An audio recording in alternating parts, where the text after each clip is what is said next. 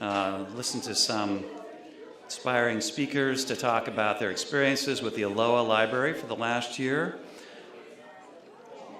I want to welcome everybody for coming out this afternoon to our celebration. And my name is Doug Hoy, and I'm president of the board of directors of the Aloha Community Library Association. It's my pleasure to be representing the board today in this great event. We're going to have, it's hard to believe, but just 13 months ago, we opened the library. And for the community of Aloha, the first library Aloha has had. I want to give a huge thank you to Bales Finley this afternoon for providing this space so that we could do this.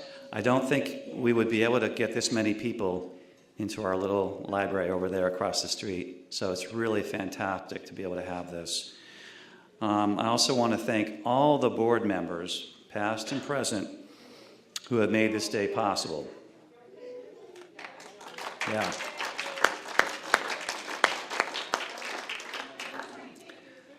Today's event also needs a special thank you to Terry Palmer for coordinating all the volunteers we have.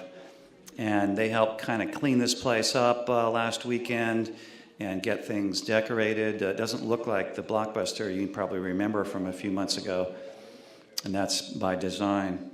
The Beaverton Optimist Club also needs a special thank you, and I see at least one member here. Thank you very much for all that amazing volunteer work that they did last weekend to help clean things up. Wonderful Wally Johnson needs to be thanked, and his group over there that meet over at the Pepper Mill.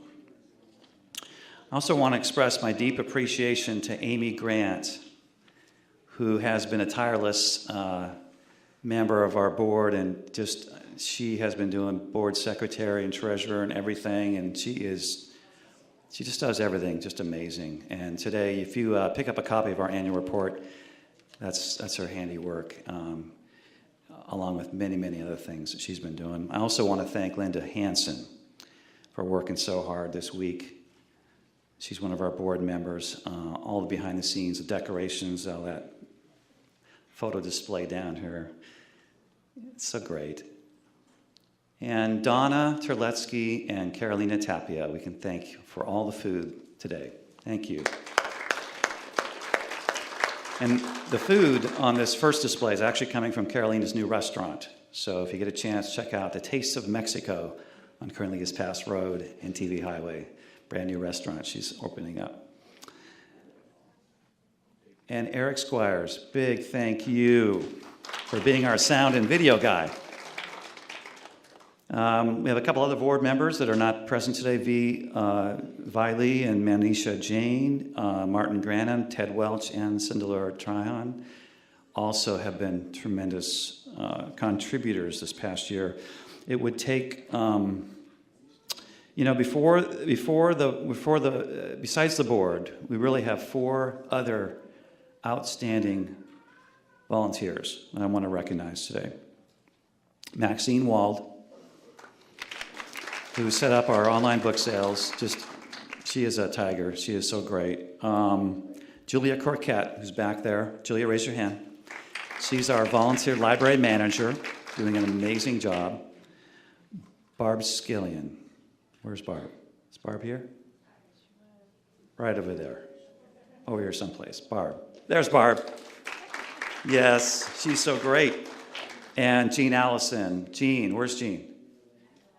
At the library. Jean's our newest board member and just has taken on the role of IT team leader, which has just been fantastic.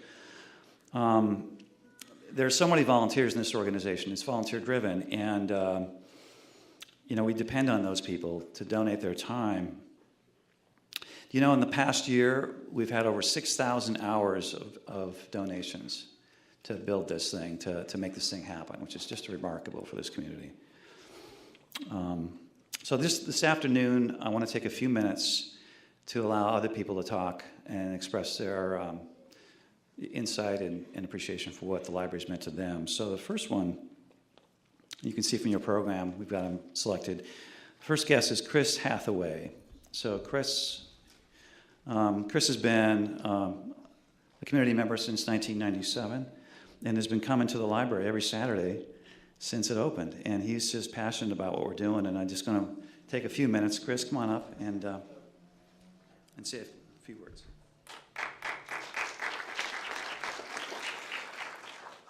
Hi, I'm Chris Hathaway, and I came to the grand opening and have been going to the library since it opened. I was born in Beaverton, grew up around this area, and I went to Aloha High School, Mountain View, and Five Oak Middle School. I come every Saturday. I usually walk, but sometimes I take my bike. And I like to read any good book, like Harry Potter or some other ones. And I do research on them and find out if it's a good book or movie. And some of my favorite movie genres are comedies, action movies, movies based on true events, Christmas movies, movies that tell a good story. Some examples are like Pay It Forward, Soul Surfer, 13-year-old girl who lost an arm in a shark attack, which has kind of Christian element and faith side to it. The Blind Side, a little sad but eventually happy, doesn't have a family but gets adopted. Miracle, 1980 U.S. hockey team with Kurt Russell. And of course, animated movies like Open Season. Reasons why I came to the library: closer to where I live, don't need to take 2 buses, keep movies for a week without paying for them, like Blockbuster. Even came when I was sick to return movies. What I like about the library: warm and friendly. People are nice. I've gotten to know them and they've gotten to know me. Do a good job helping me when I have questions.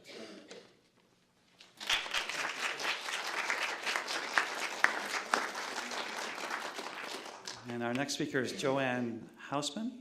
Is she here? Okay, great. And Joanne has been doing the story time on Wednesdays for many, I don't know, since the beginning or? No. But well, a lot. Since February. Yeah, since February. And she's a retired Mountain View Middle School teacher. No, Is that right? no. Oh, I got it wrong. Sorry. I'm a retired teacher, but yeah? I taught in Redland and Oregon City, Oh, and I that's was great. mainly a first grade teacher. Oh, thank you. Most of my experience was first grade. So I am kind of the story lady on the first week, the third week, and then if there's a 5th week, I'm your girl. And it's been great, a real blessing to me, because I get to do the stuff that I miss from teaching school. I get to work with little ones like this, and I get to read some of my favorite old picture books, and I get to find some new ones, and we just have lots of fun. But most importantly, I'm trying to give them some literacy skills. I'm trying to teach them about literature, and I hope that I'm giving them that urge to be lifelong library patrons.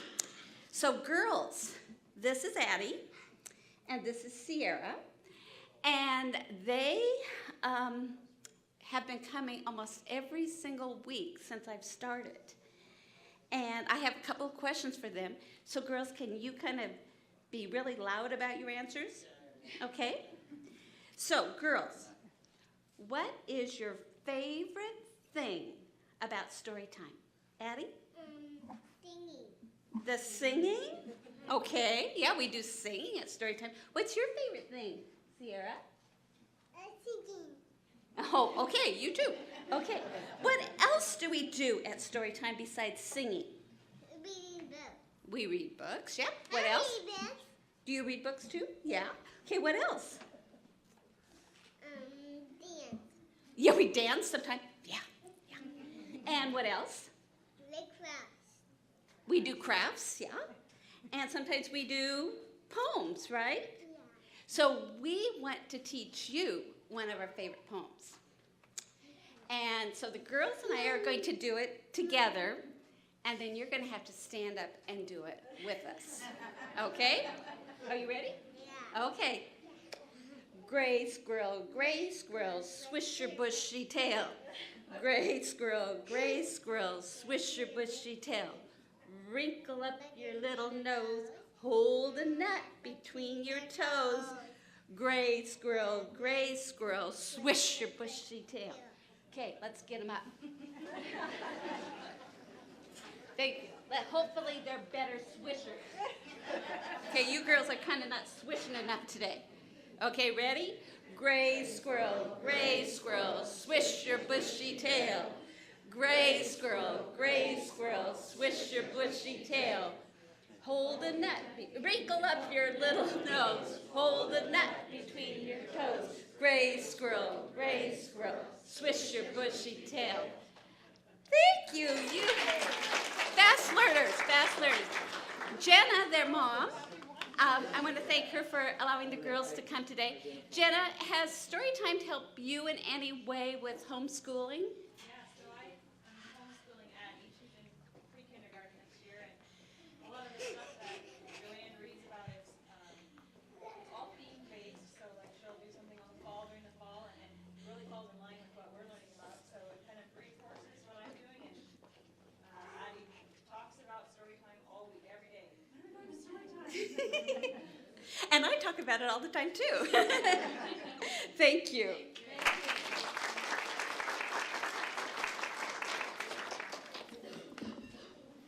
That was great.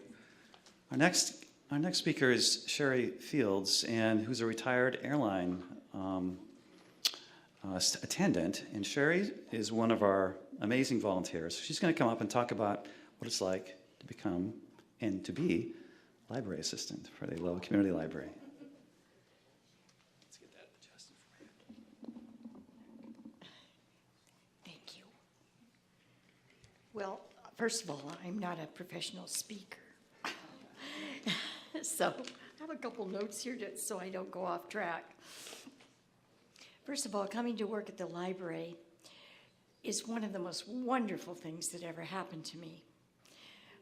I moved up here about 8 years ago and was disappointed that, I had to go to Beaverton to go to the library. I had to go to Hillsborough. And like everybody else that finally wound up here, I said, this is home. This is a library. It's not just a library, it's a family. And everyone in it works together. We are really a tremendous group of people. And what I wanted to do is just tell you a very few things that I found really rewarding is the people who come in and what our library is able to do for them. We had one man who'd been out of work for 3 years and who, after using our computers for 3 weeks, found himself a job. He was really grateful, and you'll hear that word again, because he got a job. And it makes me want to cry. And then in our Monday, there's a woman who uses our resources to homeschool her children. They're a wonderful group of kids. And another, a Lowell high school student whose parents couldn't afford a computer comes in and he does his papers. He does his research and prints them out. And he couldn't do it otherwise. His dad said, we're grateful for the library and for what they're doing for us. He said, we'd have to try to find a way, because we don't have a car, to go down to Beaverton or out to Hillsborough. So all of you that are contributing to the library are helping us do this. And there's a woman who used our computers to get her father's death certificate so she could claim the Social Security death benefit to help bury him, because she didn't have very much money. And there's another Beaverton library volunteer who comes in to check our bestsellers, because he says if he puts his name in for the bestsellers over at Beaverton, he could wait as long as 6 months to be able to read them. And in our library, he gets them a lot sooner, sometimes just on the day he comes in. So, and we also had a homeless woman just this last month come in with her son, and she used our computers to find resources to get help for herself. She printed out 2 pages, and when I didn't want to take her 20 cents, I was going to pay for it myself, she insisted on paying. And once again, she said she was grateful to have the library here in order to assist her to do this. There's another story to hear. You guys give us back so much for what we do. You're vibrant and an interesting community. You love books like we do and DVDs, both as for pleasure and for learning. And what we'd like to do is we'd like to have you tell us what books you'd like us to get, what DVDs you'd like us to get, what programs you'd like to see us offer, and any other ideas you might have which would improve our library. That would be a godsend to us. Often you won't see them implemented right away, not because they're not good ideas, but because our library is not spacious enough and our budget's a little tight at times. And we're working very hard to become a member of the Washington County Cooperative Library Service, and that will provide you with many more resources. And we're really working hard to do that. But to do that, we need your help. And what I'm going to say here is we're trying to get into a larger space, but you can imagine how much more budget we're going to have to do that. It requires a lot of money. So now you think I'm going to ask you for donations right now. I'm not. What I'm going to do is say that there's a couple of ways you can help us which don't cost you a lot. Please come and take books out. Our circulation needs to go up to $3,400 a month. We need to hang in at that number or higher.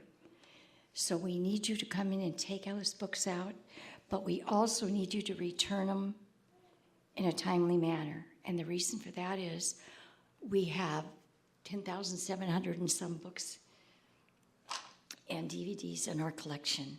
So 3,400 is a pretty big percent of that number. So we need to have turnover. We need them out and we need them to come back in because that's one of the requirements for the Washington County Community Library Service. And thank you all for the donations, which has helped stock our library shelves. We couldn't do it without you. We really couldn't. And please, when you can, keep that up. And that's about all I'm going to say about this. I just want to thank you all for coming here today. I want to thank my fellow volunteers. You couldn't find a finer group of people in the whole world, I swear. And we really, really appreciate you. We need your help. And if you can give a donation, we love to have it. Every penny helps. Okay, thanks a lot.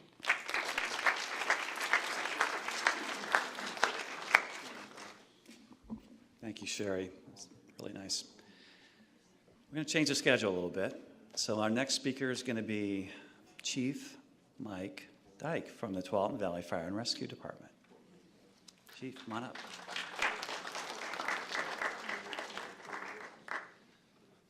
Well, good afternoon. You know, I used to think being a fire chief was a pretty cool job, but I'm thinking the story lady. That sounds a lot more fun than my job. And by the way, I was watching the crowd when we were swishing our bushy tail, and everybody was doing it with the firefighters. So we'll be working on that back at the station later today. So Tualatin Valley Fire and Rescue, you know, we've been your fire department for nearly 25 years. But our roots in our organization, however, go much deeper in this part of the valley for what we know as Aloha. The firefighters that paved the way for us in this community were hardworking families and farmers who volunteered their time to help friends and families in need. Much of that same stewardship and public service is represented in this library.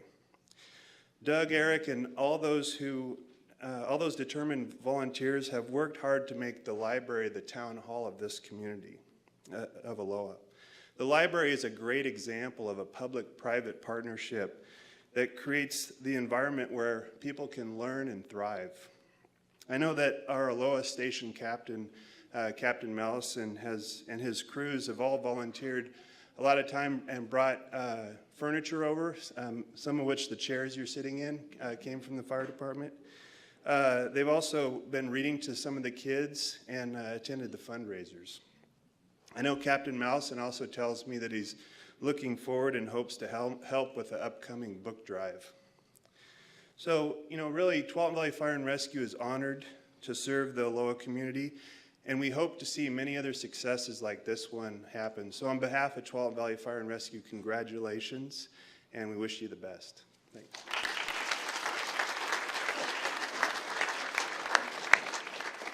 Thanks, Mike. The next speaker is Sheriff Pat Garrett. Thank you. 7 out of 10 who are incarcerated in prisons across this country do not have a high school diploma, which is one reason why at the jail we provide education to inmates, and last year 96 of them earned either their GED certificate or their high school diploma. But while we're proud of that, really more importantly, I think, is the work and the impact the Aloha Community Library has on community safety down the road. Early community access to reading and reading programs sets our kids up for scholastic success and a productive future. And so by creating and sustaining the Aloha Community Library, you're playing a very real role in providing a safe future, for all of us, a better chance for our kids to be productive and safe. And it provides them a safe place to go, and who knew, but a safe place for adults to swish their bushy tail. Leave it to a firefighter and a cop to want to retell that. So on behalf of Commissioner Dick Scouten and the Board of Commissioners and your Sheriff's Office, I congratulate you for adding public value, increasing community safety, and giving our kids a bright future. We support you. We're proud to be part of a community to tackle such a huge and important goal. And we thank you for your hard work. Thanks.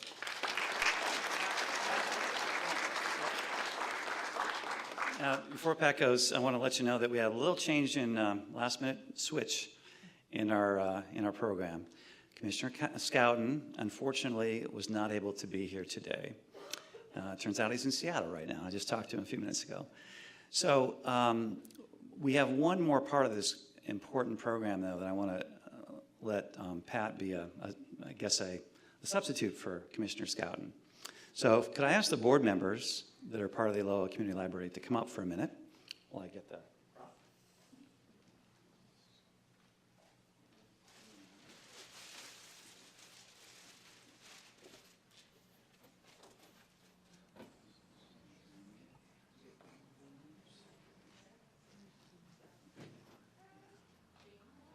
Jean?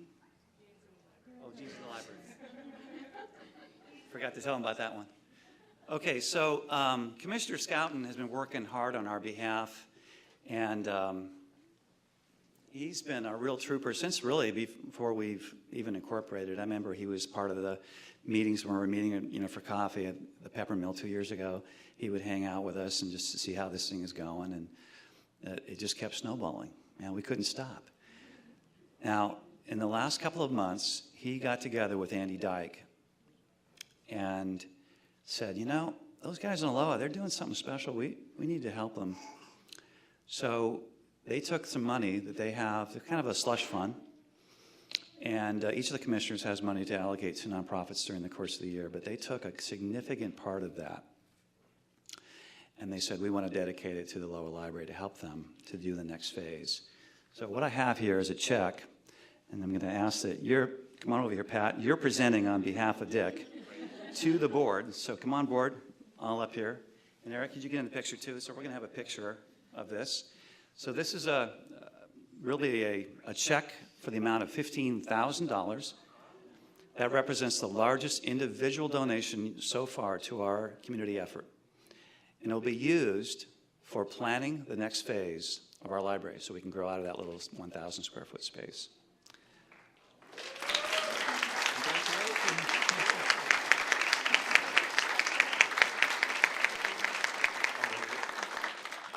Thank you, guys. Okay. So I'll just say a few more words. Some of you have been wondering, you know, are we going to be here? Is this our next space? And of course, if you look at the bottom of your program, you'll see, no, it's really not. This has got some definite plans for the future. And we may be occupying it for a little, you know, storage area, Amazon thing here. We're working that out with Ryan. But the long-term strategy for this space is to become a different kind of structure. But we do have some plans in place, and those aren't quite finalized yet, but they're going to be very soon. And we've got some people working on that really hard. And as soon as we get all the details worked out, we're going to be announcing that to the community. But we are really excited about that. And if things go well, as we expect them to at this point, we will have a much bigger space in a very, within the next year or two, which is pretty exciting for a brand new startup like this. Most libraries take years and years to grow the next space.